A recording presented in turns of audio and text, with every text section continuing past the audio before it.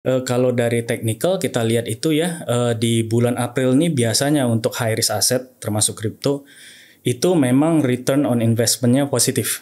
Kalau dari altcoin sendiri, kalau kita bicara Ethereum, itu memang ada Shanghai ya, atau Shapella sekarang, Shapella upgrade gitu. Jadi memang itu memang banyak diperbincangkan kalau sekarang itu ya. Ini update-nya sebenarnya kalau kita bicara tentang Ethereum ini bisa positif bisa negatif sih, terutama untuk harganya. Jadi kalau positifnya,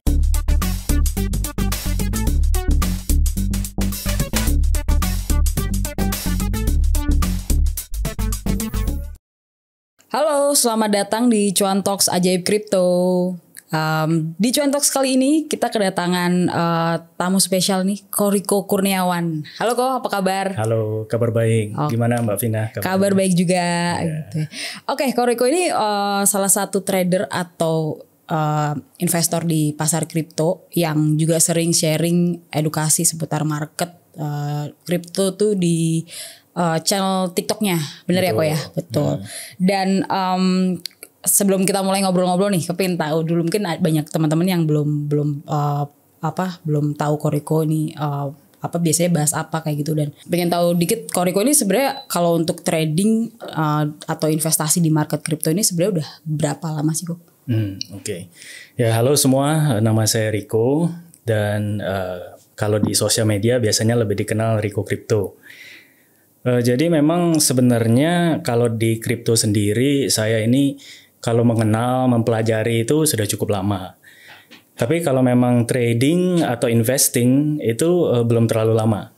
Jadi saya soalnya orangnya lebih ke arah mempelajari dulu, baru berani gitu. Jadi nggak spekulasi aja.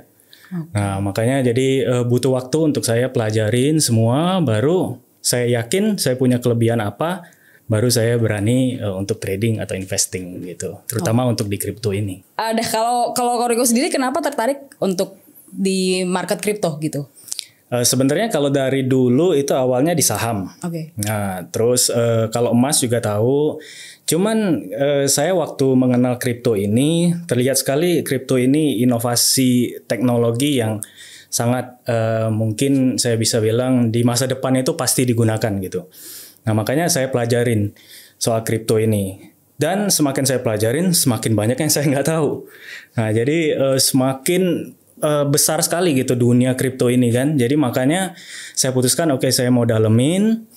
Dan di sana saya lihat kesempatannya ternyata banyak. Jadi untuk kita kalau mau cuan juga banyak gitu caranya.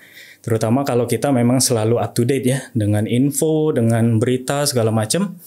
Ya udah, jadi makanya saya memutuskan wah kripto ini pasti bisa memberikan profit yang cukup lumayan gitu. Nah oke, wah kripto ini bisa ngasih profit yang lumayan nih. Oke, kalau gitu nanti kita akan ngobrol banyak nih sama Ko Riko supaya teman-teman semua dapat insight gimana sih untuk investasi atau trading di market kripto, apalagi dengan kondisi sekarang nih.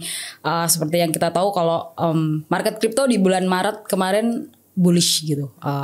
Naiknya di bulan Maret itu sekitar 20%-an ya gitu, dan mungkin ini tertinggi sejak kuartal 1 2023 dan dari Juni 2022 gitu.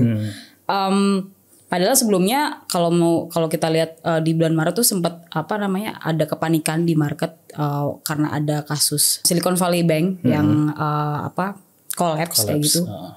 Tapi kemudian Bitcoin setelah itu rebound sangat impresif gitu. Nah itu kenapa sih kok kalau boleh tahu? Mungkin dari awal kita lihat dulu waktu Bitcoin ini crash ya, terutama pasar kripto ini crash. Waktu itu masalah FTX. Nah setelah crash itu baru ada sedikit pantulan, relief bounce gitu. Nah memang setelahnya itu dapat sentimen yang cukup positif untuk dunia kripto ini. Pertama dari inflasi. Jadi inflasi Amerika itu semakin tinggi terus. Makanya juga kan The Fed memutuskan untuk meningkatkan suku bunga dan segala macam.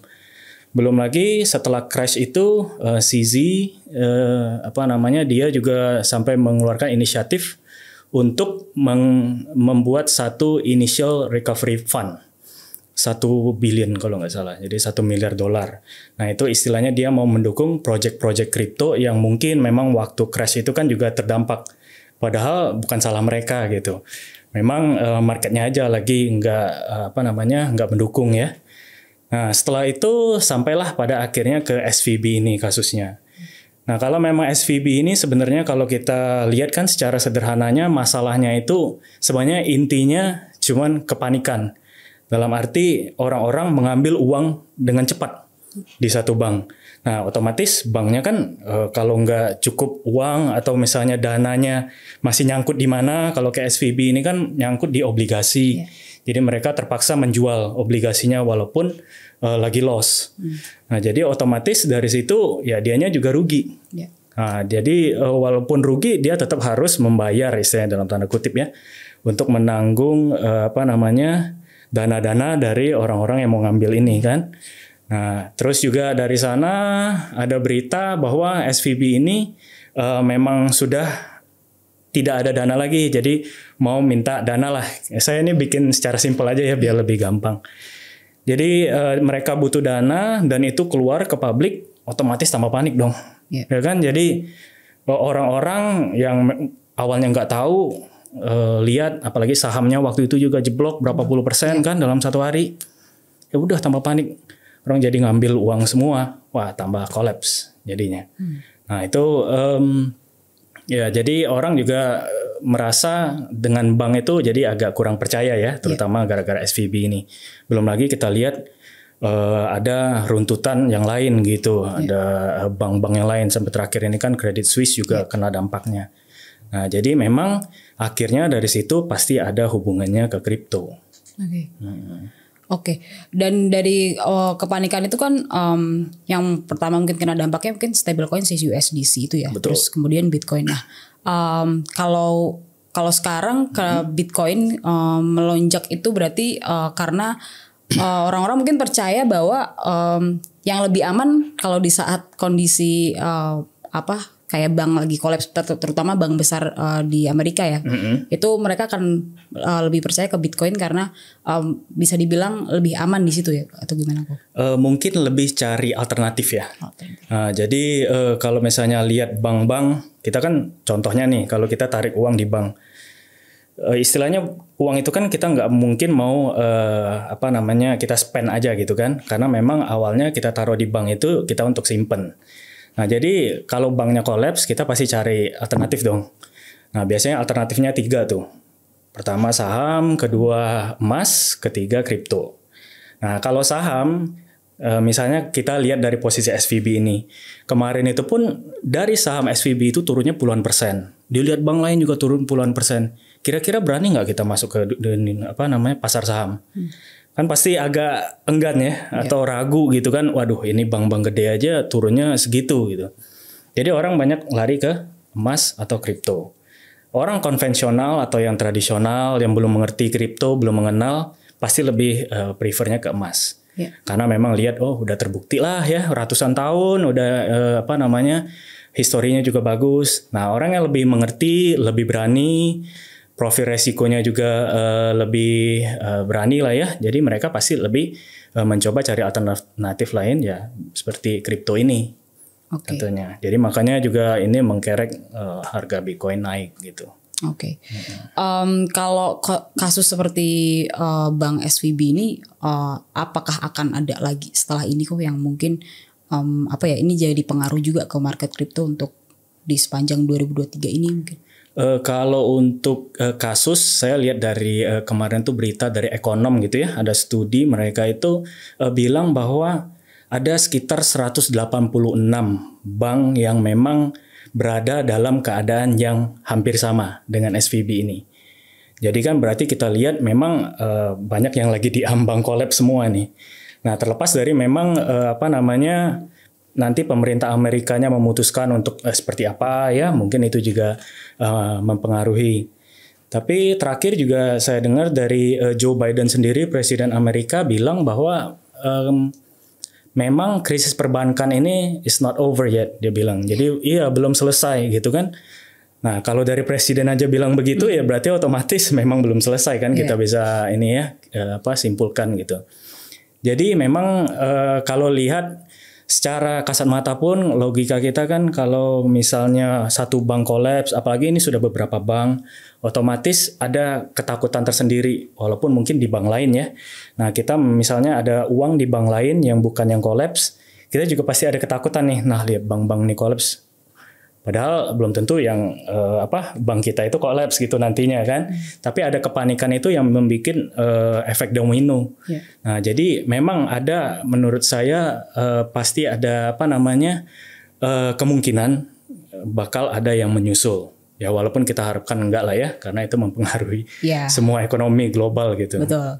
Oke. Dari kalau mungkin saat ini kalau mau masuk ke market kripto memang perlu harus lihat kondisi makroekonomi terutama yang dari gimana pemerintah Amerika akan bikin apa nih setelah ini gitu ya. Betul. Tapi kalau secara teknikal sendiri nih, Bitcoin akan masih lanjut bullish kah di bulan ini kok? Kalau dari teknikal kita lihat itu ya di bulan April ini biasanya untuk high risk asset termasuk kripto itu memang return on investment-nya positif. Nah gitu. Jadi memang kalau kita lihat secara historis itu bagus gitu ya. Kalau lihat teknikal sendiri dari BTC itu dari chart 1 bulanan itu memang sudah breakout dari downtrend-nya. Jadi dari trend line-nya dia sudah breakout. Ada kemungkinan dia bisa retest lagi ke trend line gitu ya, retest baru melanjutkan kenaikan. Nah, tapi memang itu secara teknikal kan ya. Dari makro sendiri saya rasa juga memang harus dilihat sih, terutama kayak tadi kalau misalnya ada bank-bank yang lain yang collapse, bukan berarti serta-merta wah Bitcoin pasti langsung naik nih. Pasti ada kena dampak juga. Mungkin ada penurunan sedikit. Tapi nggak begitu lama mungkin gitu kan. Setelah itu baru bisa melanjutkan kenaikan lagi. Oke. Itu di bulan April aja atau mungkin akan sepanjang kuartal 2 ini atau sampai 2023 tuh? Terus kalau menurut saya terus sampai nanti makanya kalau kita dari makro itu kita lihat data-data ekonomi juga yang keluar. Atau kira-kira keputusan The Fed bagaimana. Karena kalau dia meningkatkan suku bunga lebih tinggi lagi itu lebih parah lagi untuk bank-bank. Nah gitu, jadi kemungkinan kolaps ya lebih gede lagi gitu. Sedangkan sebaliknya kalau dia nurunin suku bunga misalnya karena data ekonominya mendukung, ya kemungkinan bank-bank mungkin masih bisa survive. Nah itu makanya kita harus sering up to date sih. Oke, berarti tadi dicatat ya teman-teman ya. Dari secara teknikal masih akan bullish tapi tetap harus lihat kondisi makroekonomi ya. Betul. Oke, itu kalau tadi sedikit tentang Bitcoin. Nah kalau Bitcoinnya sendiri tadi secara teknikal dari analisis Koriko kan masih akan bullish gitu. Gimana dengan altcoin kok? Apakah altcoin juga akan ikutan bullish juga gitu? Kalau dari pergerakan biasanya altcoin itu mengikuti Bitcoin. Jadi kalau misalnya Bitcoin nge-pump, altcoin biasanya ikut. Ngedump pun sama. Nah cuman yang perlu kita kenal ini atau kita tahu altcoin mana yang pergerakannya lebih ekstrim. Nah kalau saya sih suka cari yang begitu ya. Karena kalau enggak kenapa mau pilih altcoin A gitu daripada Bitcoin. Lebih baik pilih Bitcoin aja kalau misalnya nggak ngerti. Nah padahal sebenarnya ada potensi misalnya kalau Bitcoinnya naik 1%, ada altcoin yang bisa naik 5%, bisa naik 10% karena didukung kenaikan Bitcoin tadi. Nah itu yang perlu kita tangkap gitu kesempatannya. Biasanya itu kalau saya sendiri sih melihat narasi atau ekosistemnya. Nah, mungkin ada event apa, mungkin ada sentimen apa, nah yang mendukung ataupun justru yang memang tidak mendukung.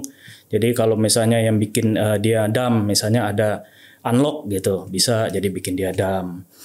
Jadi ya itulah menurut saya kita harus lihat secara besarnya juga dari ekosistem ini itu ada update apa. Nah itu makanya yang saya sering sharing di sosial media saya sih itu. Jadi setiap hari saya memang update soal yaitu makro tapi juga per ekosistem, per koin, per tokennya itu ada apa sih mereka ini gitu loh sekarang.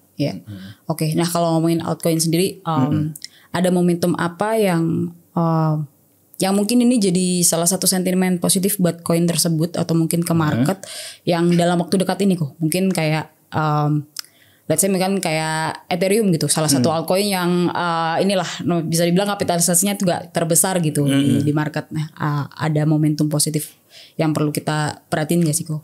Kalau dari altcoin sendiri, kalau kita bicara Ethereum, itu memang ada Shanghai ya, atau Shapella sekarang, Shapella upgrade gitu. Jadi memang itu memang banyak diperbincangkan kalau sekarang itu ya. Ini update-nya sebenarnya kalau kita bicara tentang Ethereum ini bisa positif bisa negatif sih, terutama untuk harganya. Jadi kalau positifnya Ethereum ini berarti kan dia dari pertama proof of work ya sekarang mau ke proof of stake semakin sudah mendekati gitu istilahnya kan. Nah cuman jeleknya di Shapella ini kan nanti banyak yang di unstake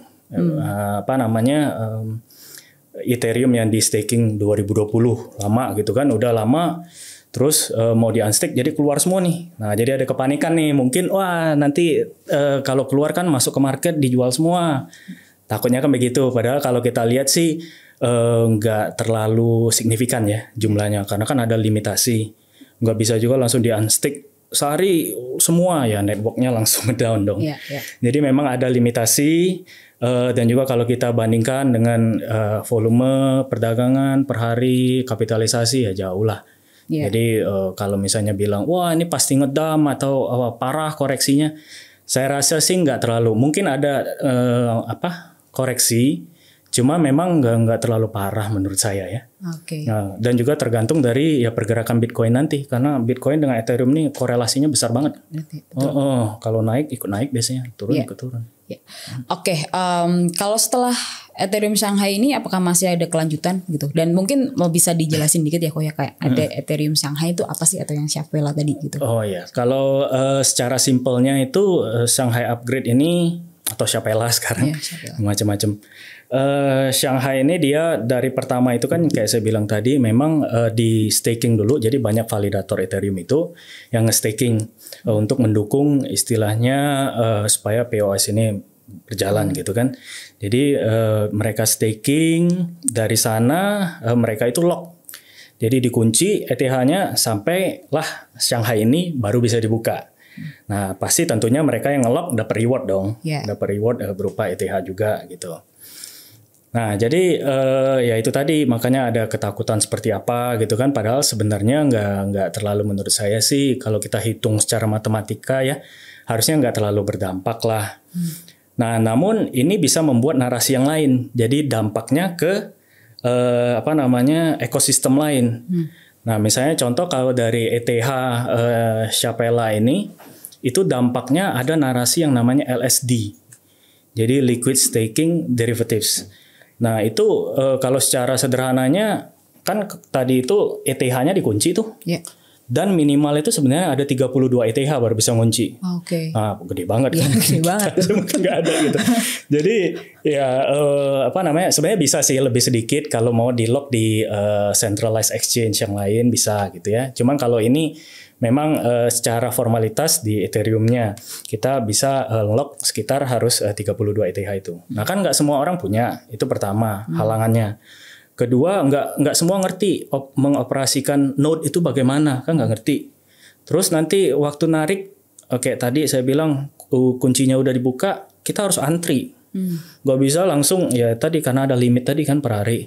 Nah jadi banyak kekurangan ini dibuatlah atau di-improve oleh ekosistem atau proyek-proyek lain. Nah muncullah LSD ini. Nah jadi istilahnya liquid staking.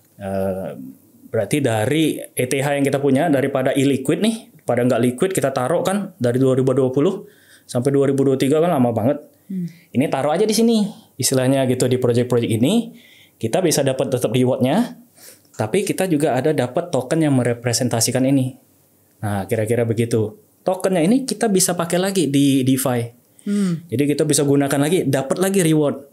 Nah jadi orang semangat tuh tentang narasi ini. Makanya token-tokennya kemarin itu mendekati Shapella ini naik kenceng gitu. Nah makanya saya bilang itu pentingnya kita juga untuk tahu ya kira-kira dampaknya dari satu narasi ke yang lain, ke ekosistem apa, itu pengaruhnya besar. Oke. Berarti kalau dengan adanya Ethereum Shanghai atau Shapela ini lebih dampaknya ke ekosistemnya si Ethereum itu sendiri ya? Ya, itu ekosistemnya sih juga besar banget ya Ethereum, banyak banget ya yang ada di dalam ekosistemnya Ethereum.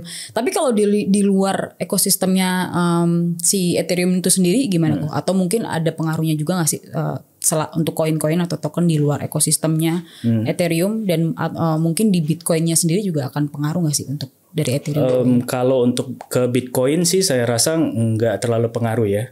Mungkin nanti itu ada dampak yang kayak ke ekosistem yang saya bilang tadi, yang misalnya menyediakan LSD ini, liquid staking ini. Jadi seperti token LDO, RPL, Rocket Pool, sama FXS. Nah, itu pengaruh ke mereka karena jadi sentimen positif gitu. Nah, kalau ekosistem ETH justru malah kan ada dalam tanda kutip ketakutan tadi itu. Jadi mungkin agak sedikit negatif. Dan juga kan biasanya ada istilahnya sell on news. Jadi kalau misalnya udah sell on event gitu ya, sama. Jadi kalau eventnya udah berakhir, udah kelar, ya udah tuh orang udah mulai ini ternyata hasilnya nggak seberapa nih, misalnya trader gitu ya udah jual. Nah, kemungkinan itu ada. Nah, itu pasti ada. Cuman kalau mempengaruhi Ethereum, mempengaruhi Bitcoin sih saya rasa nggak sampai begitu banget sih. Kalau si Ethereum Shanghai ini atau Shapela itu tanggal berapa sih dan akan selesainya tuh kapan sih kok? Kalau untuk Shapela ini jadwalnya sih 12 April. Nah, sebelumnya sebenarnya Maret dijadwalin. Nah, makanya ini kan kadang ya itu bisa delay, ya tergantung lah ya. Dari timnya juga biasanya menginformasikan gitu. Dan setelah ini juga masih banyak upgrade yang lain. Memang jadi kalau memang holder Ethereum banget gitu atau malahan validatornya, saya rasa makanya mereka kalau mau menjual itu harusnya kemungkinan kecil ya, karena mereka udah percaya dibayangkan aja dari 2020 kan, mereka aja percaya aja sampai sekarang masih ya mau nggak mau hold gitu. Jadi kalau misalnya sekarang harus tiba-tiba jual padahal upgrade-nya itu semakin bagus kan, sebenarnya logikanya harusnya enggak ya, gitu kalau untuk ETH sendiri. Tadi kita udah bahas tentang makroekonomi Bitcoin secara teknikal dan juga momentum dari altcoin Ethereum terutama dalam waktu dekat ini. Nah, kalau untuk Koriko sendiri ada kita sebagai investor retail kayak gitu, ada tips nggak sih untuk investasi atau trading di kondisi market yang seperti sekarang ini? Ini termasuknya kita lagi bullish kah atau sideways sebenarnya kayak wait and see gitu atau gimana nih kok? Kalau menurut saya sih yang pertama harus mengerti dulu ya. Makanya saya bilang tadi narasi atau ekosistem yang sedang memiliki sentimen positif, negatif. Nah, mungkin saya beri kasih ini sedikit ya. Kasih bocoran sedikit. Misalnya kayak April ini ada beberapa ekosistem yang memiliki event lah. Jadi misalnya kayak Optimism UP itu ada Bedrock upgrade, Pancake Swap atau Cake gitu tokennya mereka itu ada versi 3 baru live. Uniswap itu license-nya baru expired, jadi orang sekarang bisa fork Uniswap ya kode-kodenya. Terus XRP katanya sih ini putusan pengadilannya akan keluar katanya akhir April, hasilnya dengan SEC. Nah, ini kan semua bisa menjadi momentum atau juga sentimen ya, baik positif atau negatif. Tergantung waktu terjadinya. Misalnya kalau upgrade atau putusan pengadilan, ya tergantung bagus atau enggak nanti kan. Nah, jadi itu penting untuk kita kenali, untuk kita tahu. Jadi kita juga kalau misalnya kalau saya sih tipenya trader ya, trader jangka pendek. Jadi makanya saya ikutin. Dan kalau misalnya saya udah tahu, token-token ini yang memiliki event, memiliki news, ya udah itu yang saya fokuskan. Kalau tips dari saya untuk retail itu pertama sih pasti ini saya lihat dari diri saya sendiri lah ya. Jadi kalau teman-teman mau ikutin boleh atau dipertimbangkan saja. Pertama itu saya selalu tahu dulu nih kelebihan saya apa. Jadi kalau trading atau investing saya tahu nih misalnya jago technical gitu kan. Ya udah fokus di sana aja. Jangan paksain yang lain-lain atau langsung lihat trading by news kayak apa, nggak usah gitu. Kita fokuskan ya udah di technical misalnya kalau tahu.